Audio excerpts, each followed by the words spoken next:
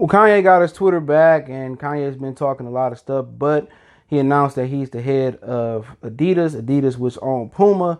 He took a shot at Jay-Z, said he wants to mend his relationship in Jay-Z. But first, let's start with talking about, he addressed a rumor about Jay-Z selling his masters to get his own masters back. So let's talk about that. Hit that subscribe button, bell icon button, share the video. Check out the music entertainment playlist for more videos like this. And basically, it's not true.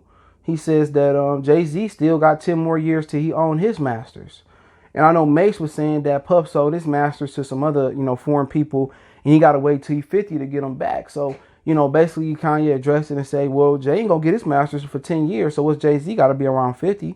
So when he's 60 years old, and that's crazy. You know what I'm saying? He said, I'm not going to let them wedge a gap between us.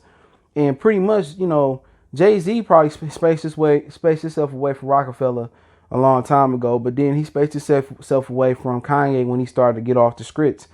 But these people sit here and they tell rumors and they try to divide us. You know what I'm saying? They try to divide us. But I ain't no fan of Kanye West, man. When he put that hat on, I don't care what no agenda his agenda was. Was it to get inside and then, pretty much help us flourish? I don't want that to happen. I want us to be able to get, black people out of the predicament we in by ourselves primarily.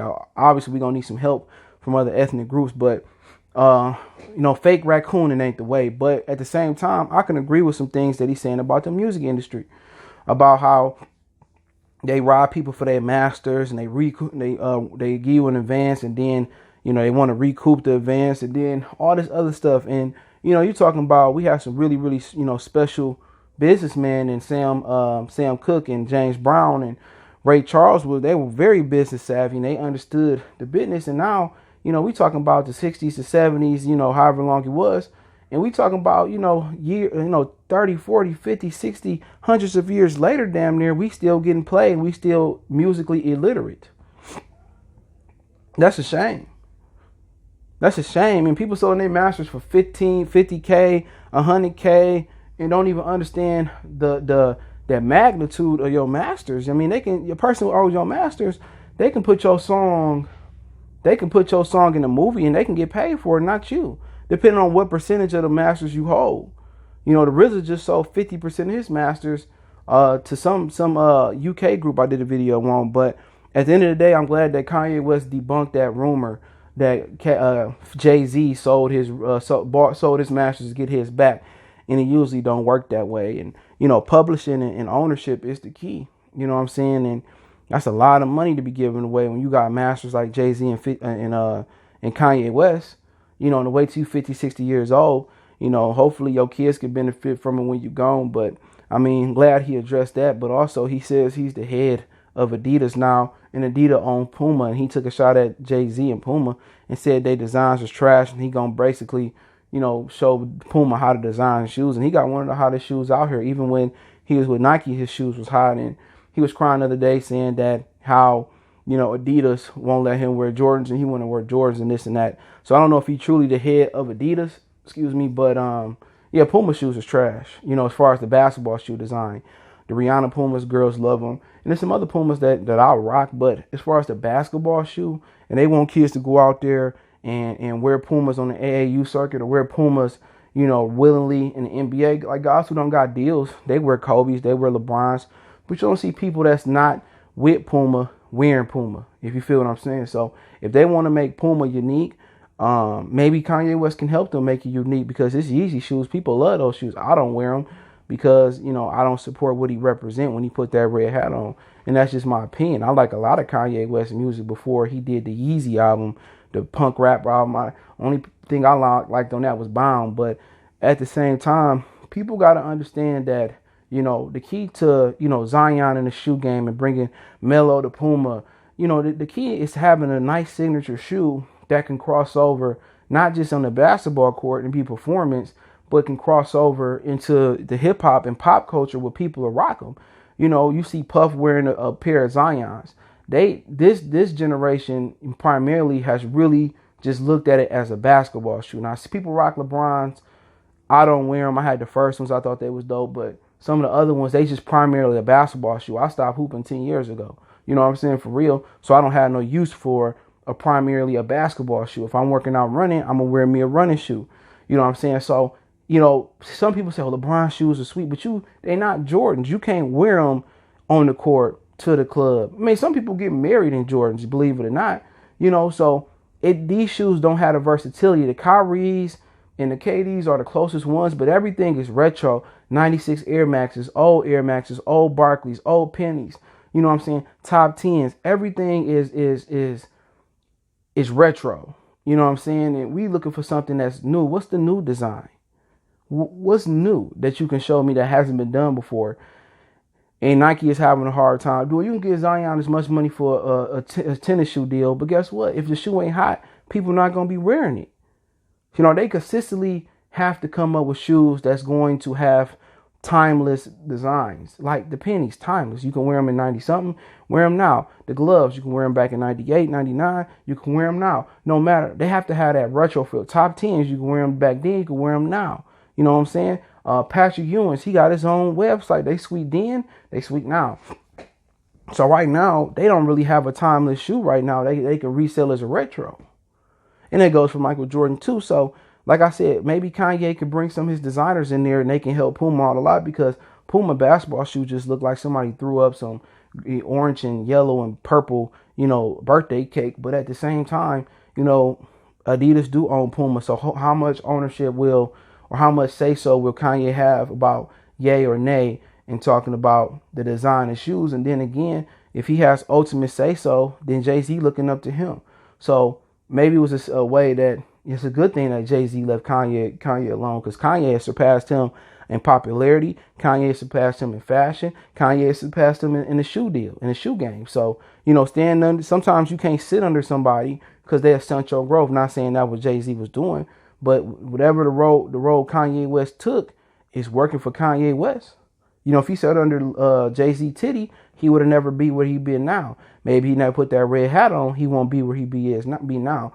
But some people will accept certain things, and they accept Kanye buck dancing and raccooning, and because they like his shoe or they like his music.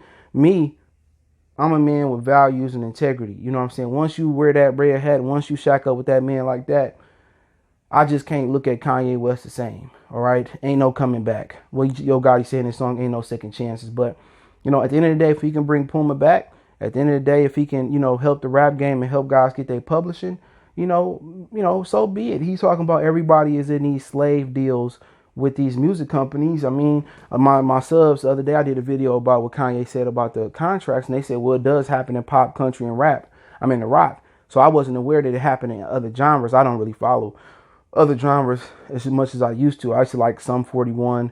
I used to like a few other rock groups.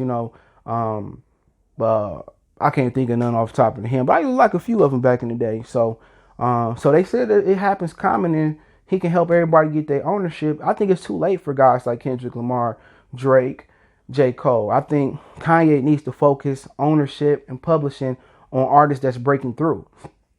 These dudes that's on the freshman double XL, these guys that's in the independent grind, like he need to help Young Dolph. If Young Dolph is ever to get a record deal, if he don't have one at this point, he need to help Young Dolph basically, maneuver how to get his publishing. I think his work would be done better if he worked with artists that's on the rise behind the scenes and help that generation understand. Like NBA Youngboy, it's too late. He said that, he said he'd do his next 4 albums for free if he get his publishing and his masters back, and the record label said no. So, all the artists that's about to break through now, all the guys that want to do prison reform and be rap activists, Jay-Z and, Kanye and Meek Mills, get these artists while they blowing up and let them know you don't have to sign with Rock Nation. You don't have to sign with Give Music. But look here, when you go in there, give them the tools to be successful. It's like you a teacher when you're getting ready for the ACT and the SAT, or you're getting ready your kids for real life. I went to school to be a teacher. I didn't finish. I'm glad I didn't. But when you go, give them a real life lesson, you want your students to be prepared for what life, gives when you go to college or trade school, or when you go out to the real world. It's the same thing in the rap business. I think those guys, they need to get these independent artists that's about to sign those deals. You see Master P, he paid $25,000 to Michael Jackson lawyer, and look at owner Master P. In the short term, Master P could have got a lot of money. But in the long term, he played the long game, and now he got money and money coming in. Jason Weaver, he's another guy where Lion King offered him $1 million. His mom took 100,000 in royalties and publishing, whatever it was on the Lion King, and now he's made way more than $1 million. She knew the long game. But no, right then and there, you get $1 million. They tax that. What is it, about 700,000, 650,000? He done made that with them taking taxes out. So people got to understand ownership. If somebody offer you got a flower business, and somebody say you doing unique, you doing good business. Somebody said, well, I'm gonna give you $100 million for your flower business, and it's way below market value, way above market value. Think about it for a minute. If they can give me $100 million, what they gonna make off my business? Just like the dude that jumped off the Golden State Bridge with Victoria's Secret. You know what I'm saying? He sold Victoria's Secret for peanuts, and then the next year it was worth hundreds and hundreds of millions of dollars, and he jumped off the Golden State Bridge. I didn't know that story was real when I watched The Social Network about Mark Zuckerberg life, but that's a real story. He sold it for $1 million, then like the next year it was worth $100 million, and now what Victoria's Secret worth? That man I can't remember his name. That man just wanted to buy his wife some lingerie or without getting judged, so he came up with Victoria's Secret, sold it, and it blew up, and he jumped off the Golden State Bridge. He gone. You know what I'm saying? But ownership, people don't understand. If they can give you this, if they give you all this money, for what you can bring to the table, think about it for a minute. Hey, let's see if I can get the family together. We can get some money together, get a lawyer, and I can get a fair deal. These dudes be putting this money in front of you, and you sign it. Think about it. If they can give you $1 million for your services right now, how much are you worth in the end? So I think Kanye best suited working with guys, right now, guys that about to sign and blow up, and get them a fair deal, and kind of do it behind the scenes too, and kind of give them the cheat codes to the record business and what they ask for. So let me know what you guys think. Don't forget me on Facebook, Instagram, Twitter. You can reach out if you got a business question, inquiry, sponsorship, video request. Keep sharing the videos. Want to make a donation? Cash App at CJ Good 313. PayPal link description. Appreciate the love, support. One time for the one time we gone.